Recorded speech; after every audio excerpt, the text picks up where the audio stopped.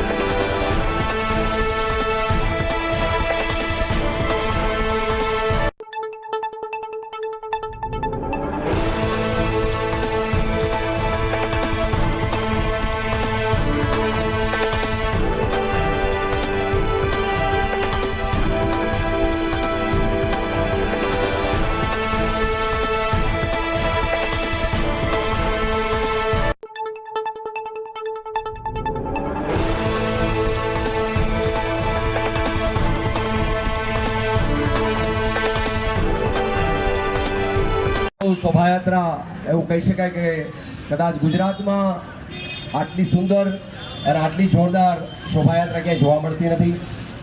જેતપુરનું ગૌરવ છે। ત્યારે એક વાત વચ્ચે જે મૂકવાની છે એ ખાસ એ છે, અને દરેક લોકો એના ઉપર કાળજી રાખશે એટલા માટે કે જે અમે આયોજક કમિટીમાં છીએ, અધ્યક્ષ છે મહંત શ્રી કનૈયાનંદ બાપુ, એવી રીતે અમારી જે ટીમ છે એ બધા કામ કરીએ છીએ। અત્યારે પ્રશ્ન અને ધ્યાન રાખવા જેવી બાબત એ છે કે લોકસભાની ચૂંટણી અને એના અનુસંધાને જે ચૂંટણી પંચે આદર્શ આચારસંહિતા જાહેર કરી છે, એમાં સમગ્ર શોભાયાત્રા દરમિયાન કોઈ પણ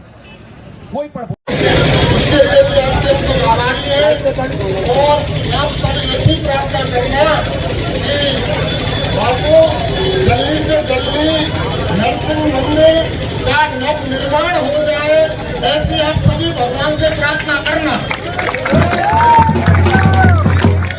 और जयपुर में मैंने क्या कहा है, जयपुर को कोई बिल्कुल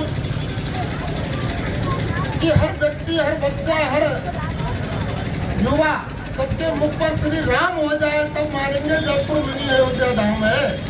तो हम आप सब इसमें सहयोग करेंगे और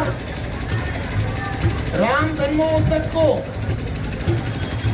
अपना स्वयं का कार्य समझकर हर सनातनी करेगा तो जयपुर मिनी अयोध्या बन जाएगा।